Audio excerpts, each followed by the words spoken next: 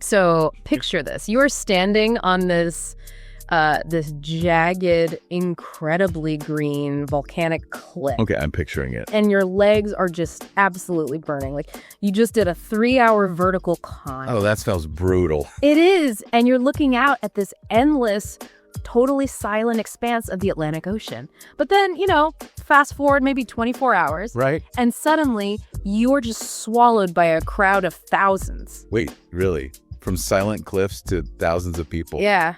Your chest is literally vibrating to the pounding of these massive brass bands in a glittering Rio-style street parade. I mean, the contrast there is just staggering. It feels like you're talking about two entirely different planets, let alone, two islands in the exact same archipelago. Exactly. And how those two extremes exist just a short ferry ride apart, that is the core mystery we're exploring today. It's a really fascinating one. So we've got this stack of travel guides, cultural deep dives, and some geographical notes from 2026. And the mission today is to shortcut your journey into understanding the true beating heart of Cape Verde, or Cabo Verde. Right. And to really understand this 10-island archipelago, which is just off the coast of West Africa, for anyone wondering, we have to completely discard the idea of like a single uniform island vibe. For sure. There's no one-size-fits-all here. No, not at all. Cape Verde operates on these intense physical extremes and incredibly deep cultural rhythms. It demands a lot from anyone who visits, and honestly, even more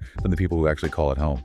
Yeah, that's such a good point. Now, before we unpack the mechanics of how this place actually works, just a quick reminder for you listening. We have a strict rule for this deep dive. Yes, the golden rule. We are remaining completely apolitical. Our mission today is purely focused on the culture, the geography, the food, and the really intricate travel logistics. Right.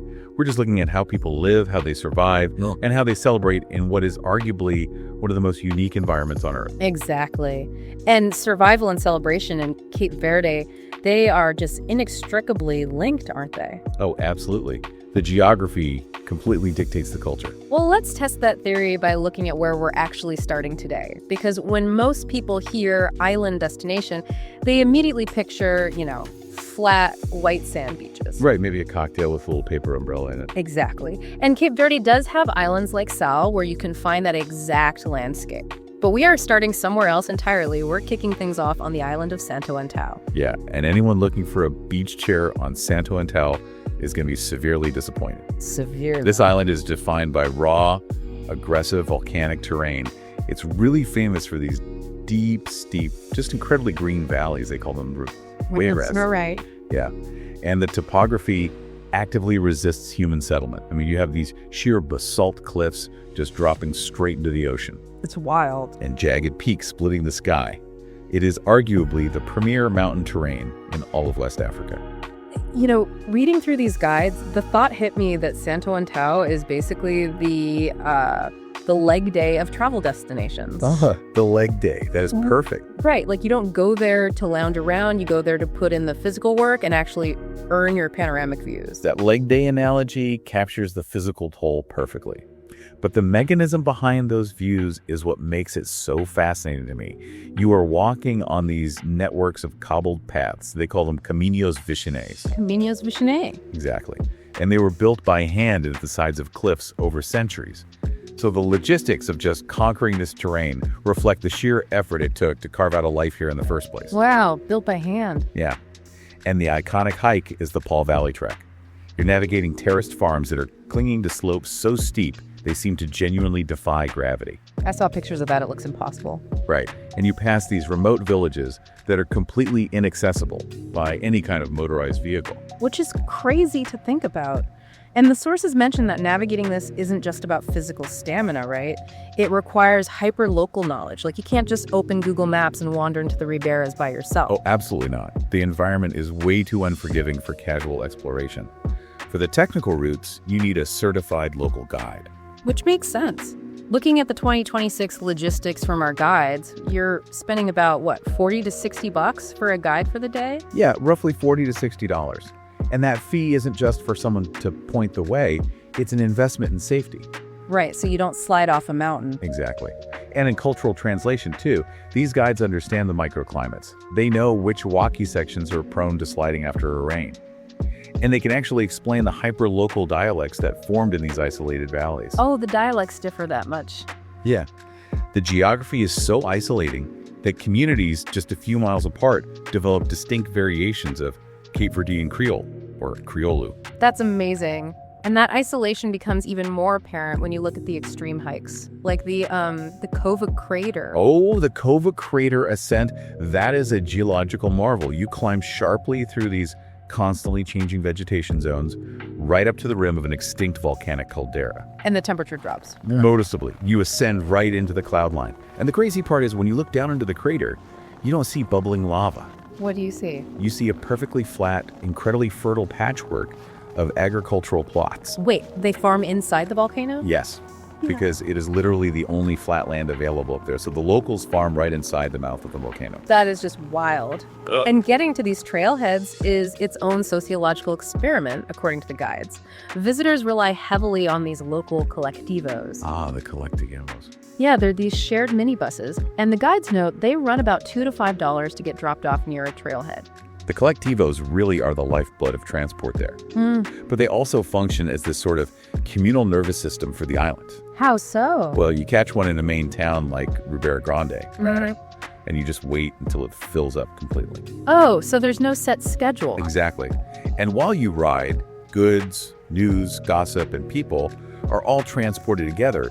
It's this highly localized communal mechanism. And it's born out of the pure necessity of living on an island where owning a private vehicle is just impractical for most of the rugged interior. The communal aspect of that is beautiful. But, I mean, the environment itself is so harsh. The sources are incredibly specific about the physical preparations you need to make. Very specific. For instance, outside the main towns on Santo Antão, the tap water is generally not potable. You have to pack water purification tablets or rely strictly on bottled water. Yeah, and let's actually look at the why behind that water issue. Because it isn't simply a matter of, underfunded infrastructure. Right, it's a geographic problem. Exactly. The island is essentially a sheer vertical slab of volcanic basalt. And basalt doesn't easily trap and filter groundwater into large, accessible aquifers the way, say, limestone or sandstone might. Oh, I hadn't thought about that. Yeah, so capturing, treating, and piping water up and down sheer cliffs to remote villages is an absolute engineering nightmare. So what happens to the water? Well, you end up with a situation where the water flowing through the ribeiras might be heavily mixed with agricultural runoff from the terraces above, hence the purification tablets. That makes total sense. And timing your visit requires an understanding of that same environmental intensity, right? The heat is a serious factor. Oh, the climate patterns completely dictate human movement there. The safest hiking windows are April to June, or October to early December. Because the summer is just too hot. Way too hot. Between July and September, you face scorching heat. We're talking up to 86 degrees Fahrenheit or 30 degrees Celsius. Which, 86 degrees might not sound extreme if you're just sitting by a pool, but climbing a vertical caldera with zero shade cover, that completely changes the equation. Completely. The trails will actually close due to the heat or sudden weather shifts. The standard practice is to start hikes before 7 a.m. just to beat the afternoon sun. Wow. The terrain demands total respect. You are conforming to the island's schedule. It is definitely not conforming to yours. So we have this island, Santo Antão, basically functioning as an exercise in raw physical exertion, isolation, and quiet survival against imposing volcanic geology. Beautifully said. But the paradox is that if you take a short, 1 hour ferry ride across the channel, you step into an entirely different universe. The silence is just shattered. Yes, you transition from these silent green peaks into an absolute explosion of communal, rhythmic frenzy on the island of São Vicente. It's such a drastic shift. It really is. The geographic isolation that creates quiet agricultural valleys on one island somehow breeds massive, pulsating cultural celebrations on the next. And music and festivals really dominate the landscape here. The travel guides make it super clear that music isn't merely entertainment in Cape Verde. It functions as the fundamental operating language of the whole archipelago. Music is the connective tissue, absolutely. Historically, Cape Verde served as a highly strategic midpoint between the African mainland, Europe, and the Americas. Right, a massive crossroads. Exactly. And the music is a direct result of those converging trade routes. It blends African polyrhythms with European melodies.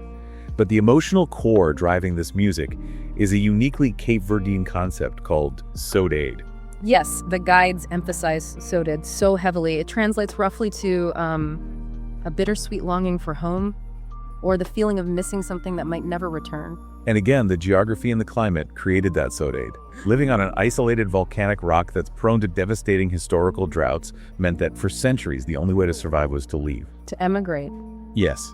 Today, there are actually more Cape Verdeans living abroad in the diaspora, like in New England, in Portugal, in the Netherlands, than actually live on the islands. That is a staggering statistic. It really is. Saudade is basically the psychological byproduct of a society defined by emigration and separation.